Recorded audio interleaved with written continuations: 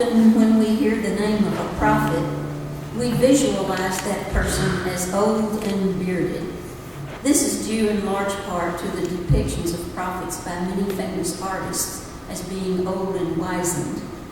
But if you read about a prophet from the beginning of his ministry, you often get a different picture. Elijah must have started out young. After all, he outran some chariots, camped out in the wilderness, and climbed a mountain.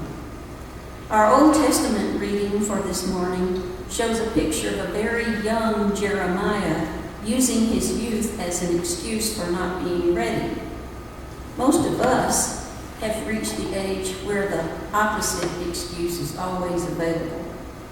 There are many things we can no longer do because our bodies are aging and wearing out. But there is no age limit on the ability to be generous. Since the beginning of the church, giving generously has been an important part of the Christian life. Paul even considered generosity to be one of the gifts of the Spirit and mentions it among all the other gifts of the Spirit in at least 2 of his letters. We sometimes lose sight of the importance of considering this part of our worship as worship and as a means to make use of a spiritual gift. But it is and always has been.